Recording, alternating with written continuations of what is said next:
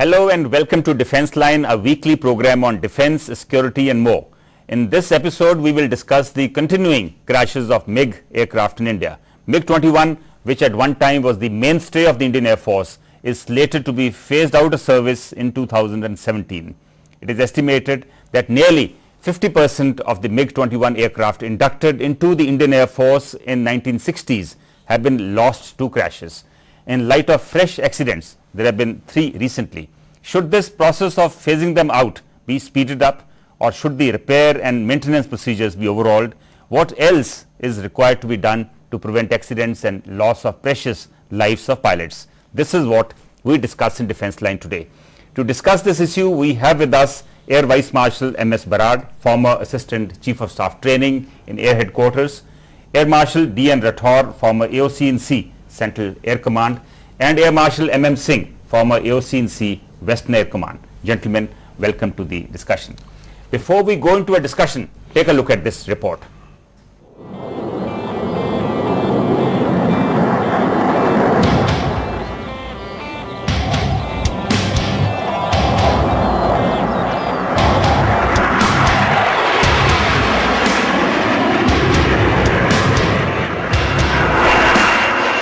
MiG-21 combat aircraft crashed recently in Shambhu near Rajpura in Patiala district of Punjab.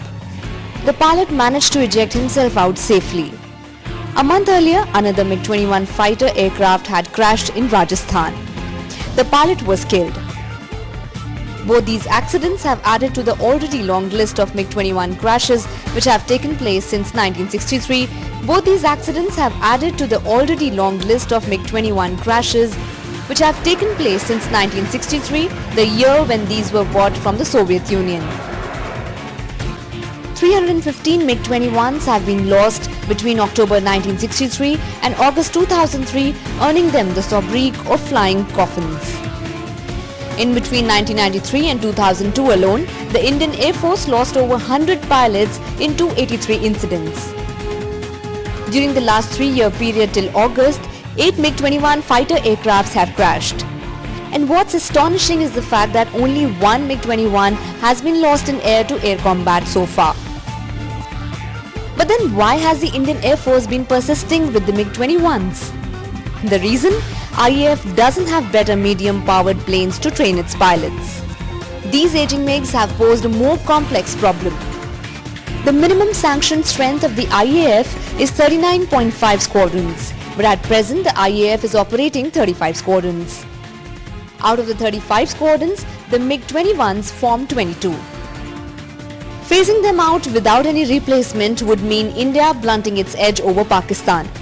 The IAF had initially planned to replace the MiG-21 fleet with the indigenously built HAL Tejas aircraft by 2006. However, the target could not be met due to developmental delays. Also, there has been a delay in the procurement of the advanced jet trainer for the past 16 years. And not to mention the consistently poor quality of spare parts that are needed to keep the fighter planes airworthy. Though the Indian government has initiated a process to acquire 126 modern combat aircrafts, it will take another few years for the required fleet to be realized. Till then, there seems to be no other option than to just keep flying the flying coffins.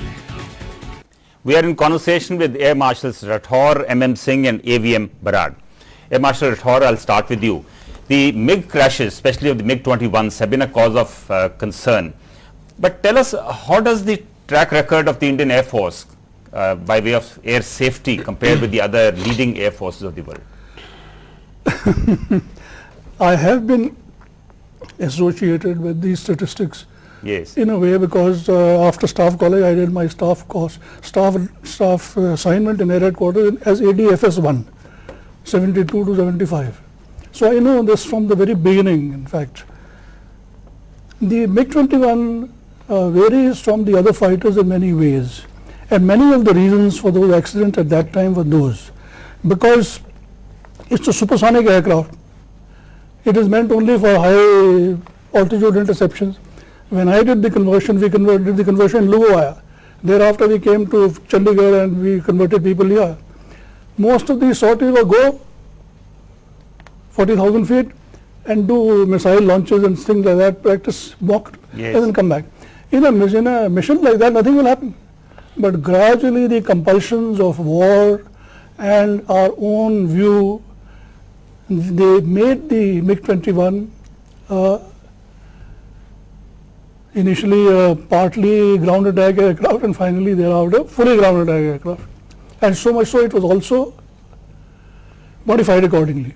So you think the change in the role of the aircraft could be leading to accidents? It is a major factor. That is one. The other thing is that the aircraft, even though it was made a ground attack aircraft, actually it was not suited for ground attack. Because I am a pilot attack instructor, also fighter combat leader. Ground attack aircraft should have minimum of 12-13 degrees below the horizontal to aim at the targets. This has got only 6 aircraft, 6 degrees. After 6.5 degrees, the P2 head comes.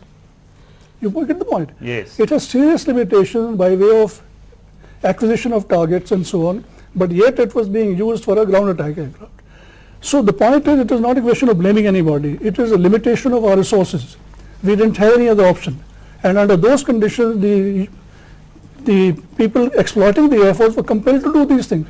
Nobody is to blame. But what are the main causes, Air Marshal Rathore, of the accidents? Is it pilot error, or is it the engine failures, or poor maintenance? Main causes are these. The aircraft requires, for various reasons, very high pilot skills, very strict concentration. It's a single engine aircraft. It allows very little error. So therefore, any lapse in concentration is not covered by anything else, and therefore pilot error will remain, has remained a very major cause of the accident. But at the same time, there are reasons why that pilot error occurs. Under these circumstances, Indian Air Force has operated MiG-21 aircraft, I think has done extremely well. But the fact is the numbers were so large. When you do analysis in sitting in statistics rooms and air headquarters and so on, you have to see how many squadrons, how many aircraft are involved, and see then how many numbers. But can we say that amongst the ground attack aircraft, MiG-21 is more unsafe than the other ground attack aircraft? No, it is not a ground attack aircraft in the first place. But the fact that we are using it as a ground attack aircraft. Exactly, so therefore it would have its limitations. And those limitations will result in partial mission accomplishment and also some amount of risk. But Air Marshal Rathore, since you've flown different aircraft, were you uncomfortable flying the MiG-21 as compared to the others? I was not uncomfortable, but I have analyzed it from the beginning. I had to be that damn more careful flying the MiG-21 aircraft. I have never had any problem. I have not had any accident. But the fact is that I knew that if I let my guard down, anything can happen at any time. Yeah, Marshal, I'm saying, what is your opinion? Is this aircraft more unsafe than the other aircraft also doing the same role? There are various factors. One is the training. Now, at one time, we were getting pilots straight from the Kiran and the Iskra, straight on to MiG-21. The Tezpur, we had 2 squadrons which were converted into training squadrons. There are a lot of pilot error accidents there because it was just too big a jump for pilots to do that. And all because the Air Force partly responsible. We should have got an intermediate trainer. Earlier, the pilots passing out from Iskra or Kiran used to go to Hunters and Nats and then go to MiGs. But when the Hunters and Nats were phased out, they were going straight on to the MiGs, and it was very, very difficult for people. So you blame a lot of these accidents to poor training? Well, I would say poor training. The fact was it was a wrong training pattern. But was this taken up with the government at any point of time? Well, it happened after I retired, but we've been an advanced trainer. We've been asking for a long time. Why it was not given? Maybe probably the Air Force top brass didn't push it hard enough. Didn't bang the table, or maybe the government was trying to doing some sort of underhand deals with various manufacturers. Underhand deals with various manufacturers. That's what you're suggesting. Air Marshal Rathore, you want to say something? I'll give you one very straightforward reason. He hasn't experienced it because I have seen which aircraft he was flying. I came through the Hunters onto MiG-21s. I found no damn difficulty of any time of any kind at all, and in fact all the skills of the hunters could be transferred to the MiG-21. But then one had to be careful. For example, you knew that angle of attack is extremely vital in this case. You can't handle the air combat in the MiG-21 like in the Hunter. In the Hunter you can carry on doing reversal, you make the aircraft over. So while flying the MiG-21, you have to, have a higher level of skill and be more careful. No, because the point is, after a certain angle of attack is exceeded, you lose control of the aircraft. No, see, what happened departure, what they call departure, that means exceed the angle of attack. Once a departure in the MiG-21, you have to eject. There's nothing to do about it. So did you have a problem? Did you meet with an accident while flying the MiG-21s?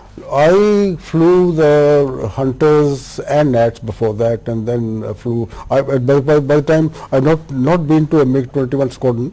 Right. I've commanded Hunter squadrons and Nat squadron, but I commanded Tespo station, which had 3 MiG-21 squadron. Okay. There I did about 100 odd hours of flying on the MiG. So that time you are an experienced pilot, and so you had no problem. No problem. AVM Brad, you've flown the MiG-21s quite a lot. In fact, I believe you had to eject twice from the MiG-21. That's right. How safe is the aircraft in your opinion? I think the safest airplane I've ever flown. The safest aircraft you ever flown is the MiG-21. MiG-21. Like M.I. Rathore says that I had the Hunter experience. I had 200 hours on the Hunters before I got to the MiGs. And I found no difficulty in flying the MiGs. But what caused the 2 accidents that you were involved in? The first ejection was, I was leading an 8 aircraft formation in TAG Day, where was an instructor in the there, and the engine flamed out.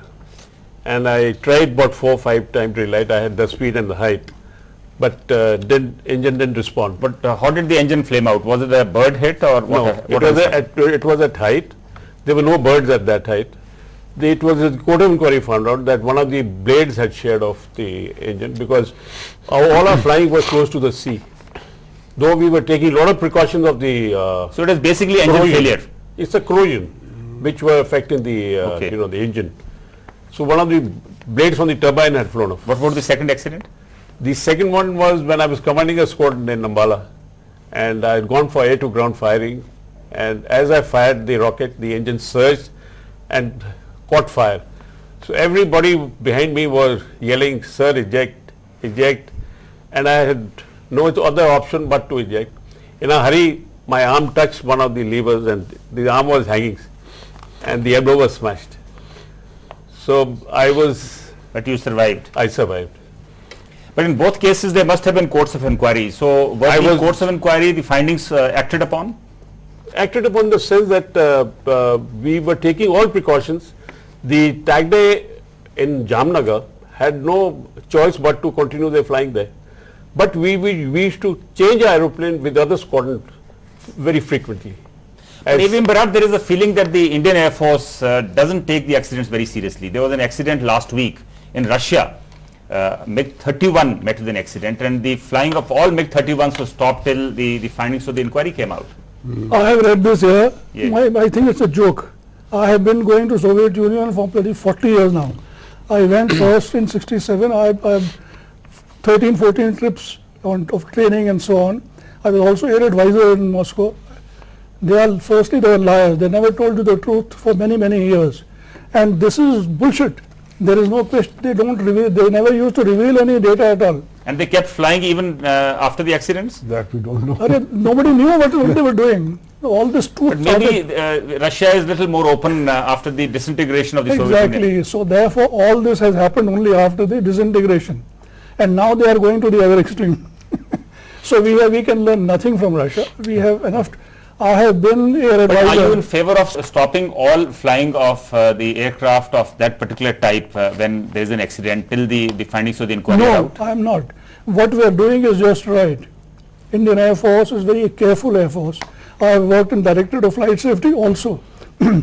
We carry out our inquiries very carefully, and only thing is that there may be some relaxation or lack of follow-up action. That I don't know, because that depends on how you follow the procedure.